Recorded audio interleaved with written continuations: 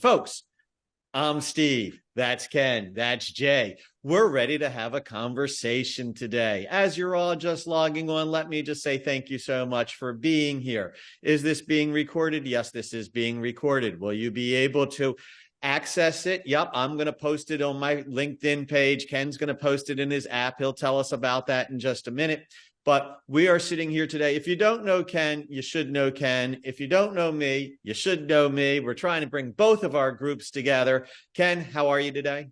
I am doing incredibly well, but I woke up at 5:30 and did spin class. So I'll be standing as long as I possibly can. And at some point, I'm going to crumble. Is that why your hair looks like it's right now going through the Memorex commercial? It looks like you have the wind blower in front of you, like you're still spinning away. Like I'm still spinning. And if I do this, I get the hair with the plant behind it, making it look even weirder. You got a little SpongeBob, what's his name? The Patrick thing or whatever going right on top of him with a pineapple. That's what I'm trying to say. It wasn't very eloquent. Folks, let's start about today. Here's what's going on. Market's down. Volume's down. Every manager I know is spending more, and this is my opinion, but it's what I've seen. Managers are now spending their time managing up. They're not managing down as much. They are not working with their people who work for them as much. They're talking to their superior, the higher ups, to say, this is what the numbers are. This is what we're trying to do, right? And that's important. I'm not knocking that. So what I've seen is a lot of these LOs are saying, I'm struggling right now, and I don't have a coach right now. I don't have somebody helping me out right now. And there has been a boom. Every time I turn around, I see another thing on Facebook or on LinkedIn. Hi, I'm a coach. I'm like, when did that happen? Oh, yesterday. And so there's coach after coach after coach. And I know I'm watching people. I need to supplement my income because my volume's off. So I'm going to start coaching other people. Yep. Am I lying or am I dying here, Kenny? It's exactly what's happening right now. Everybody became a coach. So what I said was, who's been a coach for a long time, knows coaching, and said, the reason I'm a coach is not to supplement my income, but I'm a coach because I want to help people figure out how to grow, how to move forward. And that's what my actual full-time job is. And that is my man, Jay Jones, who's sitting right over there with his beautiful blazer on, a nice smile. Hi, Jay. How are you? I'm doing good, Steve. How are you? I ain't got a problem in the world. See, positive mindset, Jay. You got to say stuff like that. Good. Do me a favor. I just said you've been coaching for years and da-da-da-da-da. Throw a little background down so people know sort of where you're coming from. Well, hi. I've been coaching now for 12 years. I coach full time. I have probably coached every industry that you can imagine in the country, all the way from CEOs that are from European countries, all the way down to salespeople. And I've worked extensively in mortgage. That's been one of the biggest industries that I've done work in, and still to this day, actually have clients that I coach from the mortgage industry. And I'm not going to give away any name. I'm not going to name drop, but that's actually how I came across to meet you. We had a mutual friend from the mortgage industry, and she said to me, you got to meet this guy, Jay. And I met this guy, Jay, and now I want him. Do y'all see that beautiful bald head that's sitting right there in front of you? I mean, I have like 3 more pieces of hair than he does, but I want to get inside that head. Jay, talk to us right now. Oh, man, things are bad. Rates are up. Inventory's down. I don't know if I should even be doing this anymore. Stop it. How do I stop it? How do I get positive? What do I need to do? Coach Jay, tell me. Well, look, when it comes to being positive or negative, a lot of people that even think that they're positive have really bad self-talk. Whether it be self-deprecating humor or whether it just be generally they actually speak negativity about their life or about their business or about the markets. You've got to really get a good understanding of self-talk first and foremost. There's a great author, Chad Helmstetter. I recommend What to Say When You Talk to Yourself. It's kind of like my go-to book. I just want to go Shad, Shad, correct? Yes, Helmstetter. And the book is What to Say When You Talk to Yourself. If you don't have a good understanding of self-talk, if you plan to get out of the rut you're in and the mindset that you're in, you've got to learn how self-talk works, or you're not going to be very successful going forward with your life and your business. From one day being bad to the next, every time the market goes down, every time something bad happens, your self-talk is going to be so bad, you're going to be self-defeating. Give us a quick trick on how to improve our self-talk. Well, look, positive affirmations are the most important way. And it's not just a quick fix. It's something that if you really want to change your internal dialogue and your subconscious programming, you've got to get a good set of positive affirmations that are designed specifically to shift your mindset and the deeper programming that you have in your mind, so that you don't allow yourself to go into these places in the future altogether. I got to tell you, I just practiced this, my self-talk, and Steve and I golf, and our self-talk is can be horrible. And my self-talk, I couldn't putt my way out of a paper bag. I could not putt at all. And so I started saying, when I walked up to the putter, I'm like, hey, you guys, you know what? You know how good of a putter I am?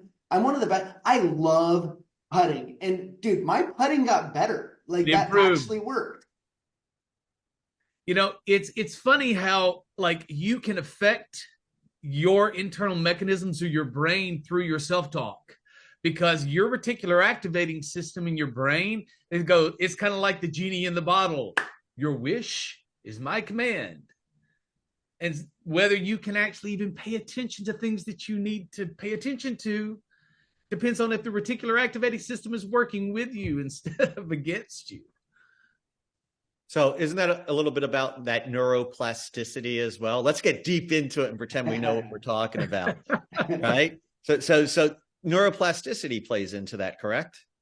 Well, look, I mean, with all of, whether it be the neuroplasticity, whether it be the subconscious deeper programming, whether it be the amygdala and the brain and how it's trying to keep you from changing from ancient self-preservation systems that we have in our brain, your self-talk is the most important thing in your life, whether you realize it or not. Because if your reticular activating system disallows you from being able to pay attention to something important, because you keep saying it, you're not good at it, you're bad at it, your brain's not going to want to cooperate with your intentions to do well at something. And that's the rub. If you say you're a bad putter, Kenny, you ain't ever going to be a good putter. I can promise. Yeah. Oh yeah. If you walk up thinking, please don't let me chunk it, please don't let me chunk it, it's just going to be bad. So we did put out, for the people that are in the chat, the name of the book, and we did put the author in, so it's sitting right there. Mm-hmm. You mentioned something about daily affirmations, Jay. Is there a place that I could go online to find a daily affirmation? Do you like it? Can I contact you and you'll send me a daily affirmation? I'm trying to do free stuff here. That's what our goal is. But where can I get a good daily affirmation? Look, there are actually, some of the easiest ways to get if you want regular new affirmations, there are tons of great affirmation apps that you can download right to your phone. Some of them will actually pop up a new affirmation every day, or like you can go in, Shad Helmstetter has an app that you can actually pay a little bit of money for, and it will literally let you customize the different affirmations that it actually reads to you. You don't even have to read them yourself. It'll read them for you, and you can just be driving down the road in your car listening to them when you're going to work. That's probably the easiest way if someone wants something that's kind of out of the box and easier. There's tons of different places where you can Google and find great affirmations out there. I know one of the things that I do as a coach is, we make sure that every single client in our coaching program has a very strong foundation of affirmations that are specifically designed for what I call psychological freedom, to help keep you out of fight or flight responses, which takes your ability to go into conscious awareness completely away from you. You lose the ability to reason if you're going into fight or flight. And a lot of times people don't even realize that they're in fight or flight because they're in a state of arrogance or in a state of fear, which is more, I'm not worthy, I'm not good enough, something's wrong with me, I don't belong, you know, I'm all on my own and not in a good way kind of things. And so we have a foundation of affirmations that we use with all of our clients to be able to help to recondition their mind to limit the amount of fight or flight responses that they're experiencing in their life as they go through their days. And then we actually work through creating with our clients very specific affirmations that are going to address the things that they want to accomplish in their life, the things that they want to see happen in their 3-year, 5-year, 10-year vision, things that are very specific to their family and the kind of family and lifestyle that they want to create. We create affirmations around all of those sort of things with our clients to help them. So getting a coach would be very helpful if your coach is knowledgeable and understands how that works. Ken, I throw this over to you. One of the things that Jay just said is having your 1 year, 3-year, 5-year vision. Where do you stand on that, Mr. Perry? Because I know your organization and what you're going through has had a lot of change. So talk to me a little bit about how important vision is for you, Ken. Yeah, it has. We have gone through a lot of change. I coach with Building Champions, and they always work on life plan. And so one of the most powerful things they do is you write a letter of like, okay, it's 2 years from now. Here's what my life is like right now. I wake up, I do this, I do that. And so you do that so you can visualize, okay, this is what it will feel like. And then you back into it, what needs to happen in order for that to be true. Of course, my vision for this year or for 2023 was a little different than the way it turned out. And so just because the market tanked, and so you have to now adjust and go, okay, what does 2 years from now look like? And so I'm doing a reset right now of with this being the reality, then where do we go from here? I think it's vital. I think not knowing where you're going. I mean, I referenced recently, I can talk about winning, or I can say, this is what the mountaintop looks like. And then these are the steps we need to take to get to that mountaintop, and then work our way through. Okay, if we do these things, then we will climb the mountaintop, versus just walking around the wilderness going, why aren't things better? And I had a question for Shad. When you're talking about affirmations, a lot of people want to be. This is Jay. He was talking about Shad's book. Just so I'm sorry for Jay. I just said Shad. I was looking at the chat to make sure we didn't miss anything right when I said that, and I saw Shad. Jay, a lot of people right now with affirmations, they want to go, okay, rates are great. Rates are great. That's not real. Like it needs to be something that you can visualize into reality, right? Yeah, if you're wanting to get something specific about a mortgage business when it comes to something like rates, the affirmation needs to be, I can go out and build my business and grow my business regardless of what the rates are, because you can. Mm-hmm. You can. And most people so accept the negative self-talk about things like rates, that they can only focus on how bad things are and never will be able to go into a state of logical reasoning to figure out what is the solution to the problem that I need to solve. Do you have to believe that to say it, or do you say it before you believe it and eventually you believe it? Is it like a name it and claim it kind of a thing? Look, it's one of those things, you may somewhat believe it, but if you haven't said it enough times, you don't truly believe it in your subconscious. Yeah. There's a big difference. A lot of people have what's called conscious agreement with things. And you can consciously agree with something and it be kind of in your alpha wave of your brain. But guess what? That all of your emotions and your feelings and the vast majority of all actions you take come from your deeper subconscious that rests within the theta wave patterns of the brain. And it takes affirming something and saying it out loud for quite some time before that sinks down into what would be considered theta waves.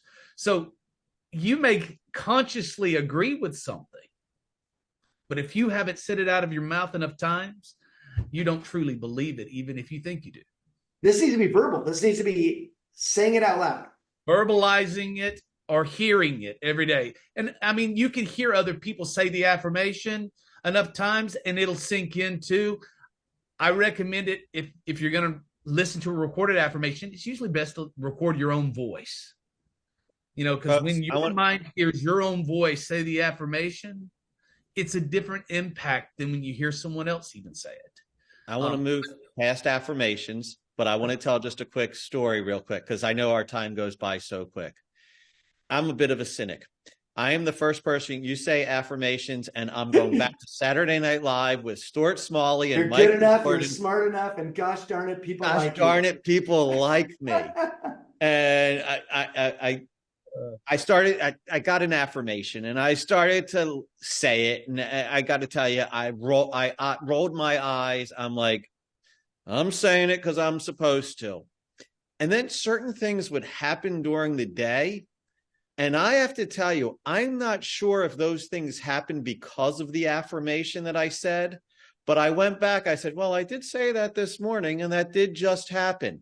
I don't know that there's that causal relationship, but I do know that it made me recognize when that positive thing was happening more often, not more often, but when there was something positive when all that negative was around me. It drew my attention in a positive way. So yes, I'm a big believer in affirmations.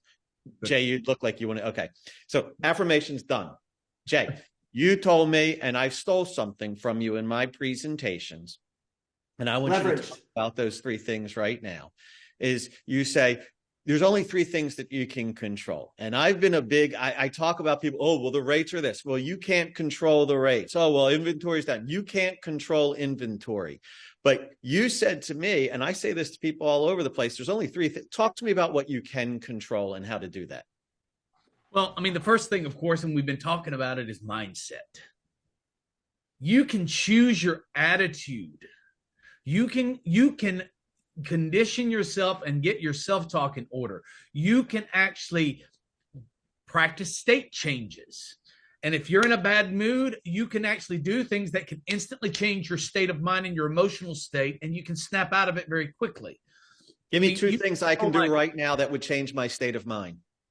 Affirmations is the first, always. Okay, that one. Number two.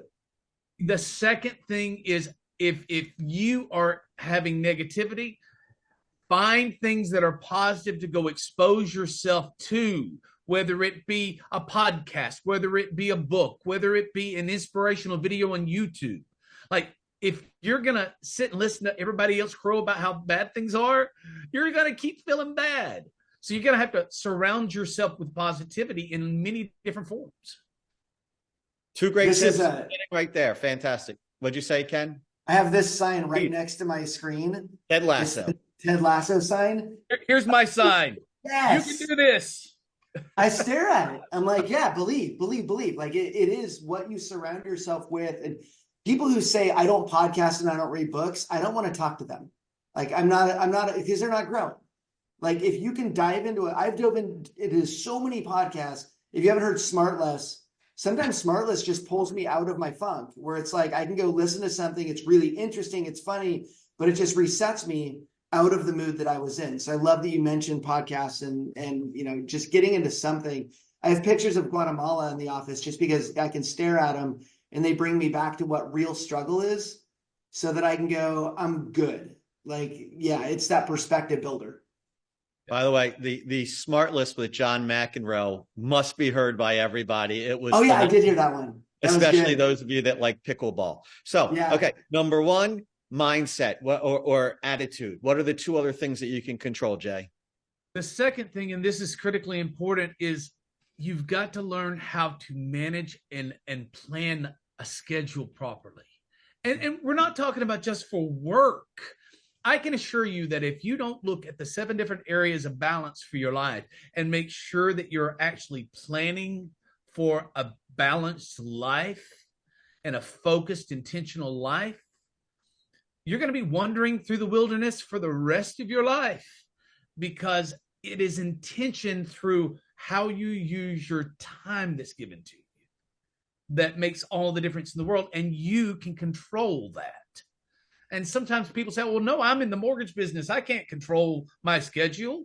And I just want to go, You're crazy. You've got to get rid of that mindset because you can control your schedule. You can control when you wake up. You can control when you go to bed. You can control when you eat. You can control when you do your own work. You can control when you prospect. You can control all that. And you can also sit down and figure out if you need to delegate things. Even if your company's not providing you with a loan officer assistant, if you really want to grow and you need some extra time, you can actually hire someone for 15, 20 bucks an hour and delegate a lot of menial tasks that you're having to do. You don't have to rely on your company to do that for you. But it comes down to, are you spending the time to strategically plan that out? You're talking about intentionality. It's about the planning more than anything. Because if you get into the habit of planning, all the rest of it will eventually start to fall in place. Without the planning, nothing gets really any better. Focus on the activities, not the outcomes, because the activities get the outcomes. How do you get the activities? Schedule the activities, and then you'll do the activities. Exactly. Of course, right. And the third thing, attitude, schedule, and number 3 is what? Is your activities and actions. And you've got to actually get real about one primary thing. What is the return on the investment of time that I am getting from any activity that I'm actually putting into my schedule? I mean, and look, and this can apply to your entire life. I mean, I'll give you a good example. Going and riding bikes with your kids or playing board games so that you're having interactive time with them is a much higher return on investment of time than sitting and watching TV with them. And so, I mean, like, whether you're going walking for an hour, there's a certain return on that, or there's a certain return for going to a Orange Theory or some sort of CrossFit gym. I mean, there's going to be a higher return for one activity versus another. When it comes to, back to the mortgage business. I mean, there's a lot of ways to build a business, but if you're not doing the core activity to build the business, going out and building referral partner relationships, and this is not just referral partner relationships with realtors, because some people say, I don't like working with realtors. I'm like, you're crazy. I'm like, they're your bread and butter. You need to change your self-talk. But like financial advisors and CPAs, and starting to actually build the multiple spokes to the business where you're getting reverse mortgage, you're getting forward mortgage, you're getting HELOCs, you're getting the whole bit. Refinances when they're available, when the rates go back down. If you're building out diversity in your activity and you're focusing that activity so you're getting a higher return on all of it, then that's something you can control. You can control whether you pick up the phone. I think it's hard right now for people because ROI used to be the R happened really fast. So you a little bit of I, whole lot of R, and now it's a long-term return on investment. Like we're talking about calling your database right now who doesn't need you. When they do, they're going to use you. But right now, they don't need you to get them out of that 3% mortgage. And so that return will be way later, but don't give up on the investment, right? True. And I will say this, the market's down 20%, let's say. I don't know what the actual numbers are right now. That would be awesome if it was just down 20%. Or 30%, or even 40%. Well, there's probably 30 or 40% of the loan officers that have such horrible self-talk that they're not doing anything but sitting on their hands and not doing any activity. So for all the other people that are slightly motivated and a little bit focused, you can go out and take all that business. If you take more market share, even if they're producing a little bit less, you can still win the game and grow your business. I used to have people in seminars write down all the things that are hard about the job right now. And then I had them cross out any of them that are unique to them. And they wouldn't cross any out. And I go, cool. So look around you. Everyone in this room has the same problems, which means you're not unique. So then if they're focused on those problems, how can you focus on solutions to those problems? Then you get to win. But most problems aren't unique right now. Nobody's dealing with, well, for me, my interest rates, or for me, some people work at different companies with a little higher margin or whatever, but everybody's got the same problems. So don't focus on those, focus on activities to get rid of those problems. Right. And Kirk, that's number 3. You said, what are the things you can control? You had 1 and 2 listed. The third one is activities. And can you tell me, because I hear what Jay's saying right there, I'm actually getting asked more and more right now, can you talk to me and my company about time management? So when you look at scheduling, I think time management is a big part of being able to handle that. Dude, my calendar is what makes me more successful than I would be without. Like my calendar I do what my calendar says to do. And so if my calendar is empty, I don't do anything. So I even schedule study time, I schedule research time, I schedule meditation time. Like if it's not on the calendar, it's not going to happen. And so it's key. So Jay, before I ask the next question, give me one more tip that a person can. The next question is going to be about hiring a coach. But this question is, give me one more tip that I can do today to help me, if you were my coach, grow my business. Look, the other thing that's really, really critical is that you have a degree of motivation. And if you aren't clear on what we talked about earlier, your vision, if you aren't clear on your big purpose, the more grandiose purposes that fuel that more inspired life, as well as your practical purposes. You need to, sometimes people want to just like get clear on their big picture purpose. I want to change the world. But they disconnect from the things in their lifestyle that they want to achieve and have. And it actually affects their motivation negatively because they tend to be less disciplined when they only have identified just the bigger purpose. So vision, the bigger purpose, as well as those more practical purposes like the bigger house for us and the 6 kids we have, or it may be something as simple like I want to be able to like homeschool my kids, but I can't do that if we're both working. There are practical purposes that people need to get clear on. And I would say this, if you don't get clear on all of that before you try to figure out how to get it, you're going to kill the creative process. You can't try to figure out, well, how am I going to get there before you decide what you actually want? Because if you do that, you will always start to limit your vision, and it will be something that you end up with that's not all that inspiring.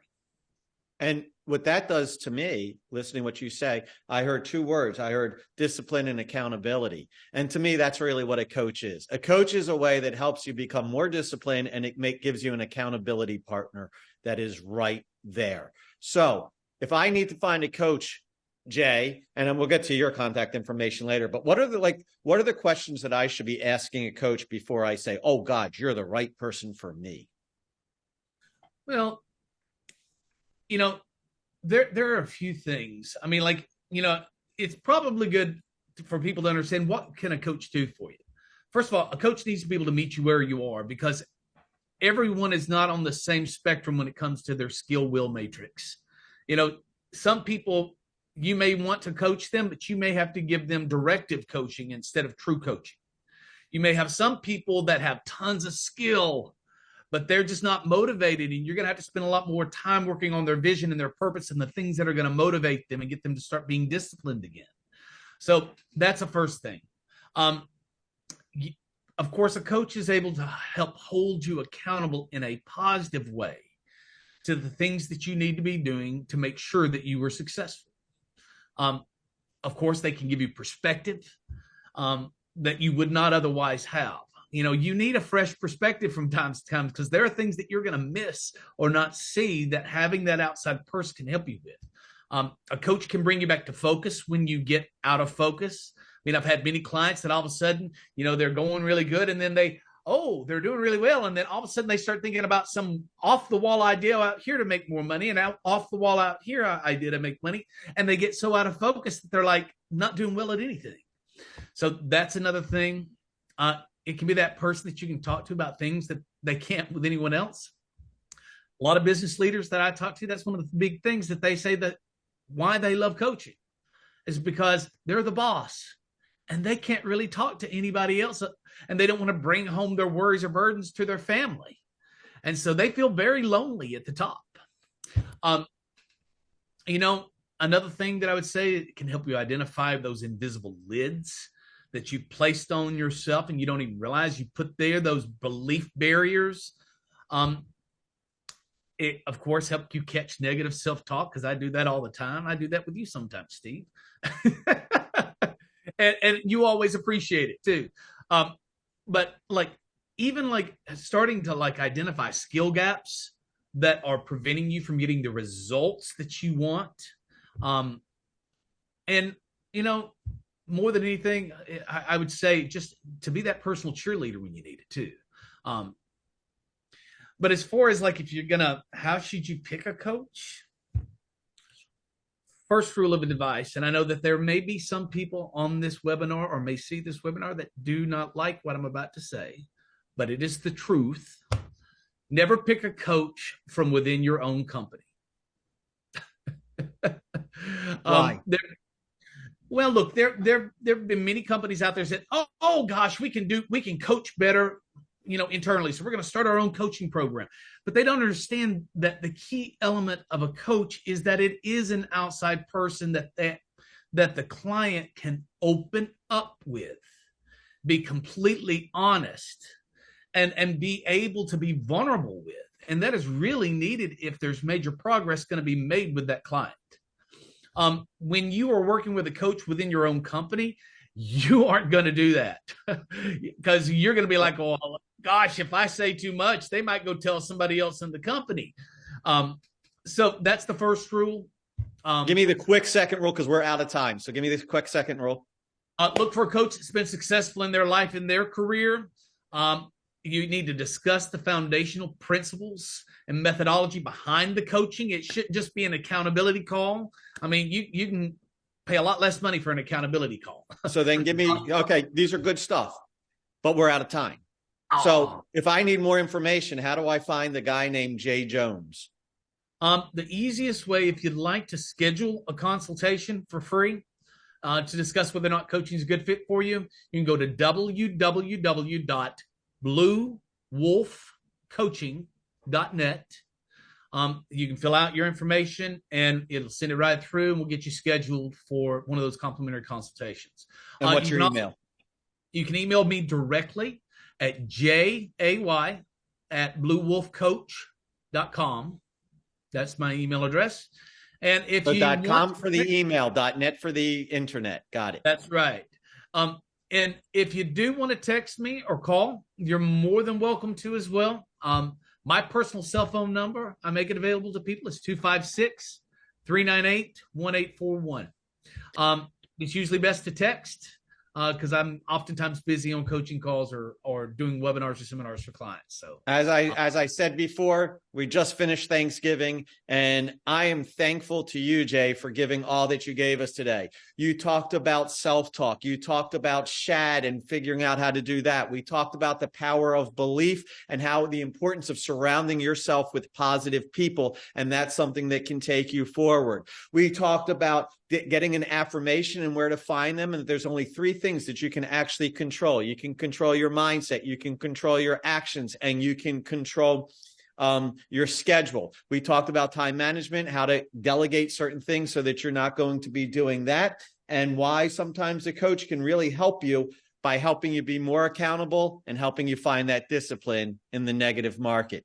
Folks, my name is Steve. That's my main man, Ken Perry, with his hands in his pocket because he's very upset because his legs are sore because he exercised too much this morning. And that is the smart, the unbelievable, and the incredible Jay Jones. You now have ways to be able to contact him.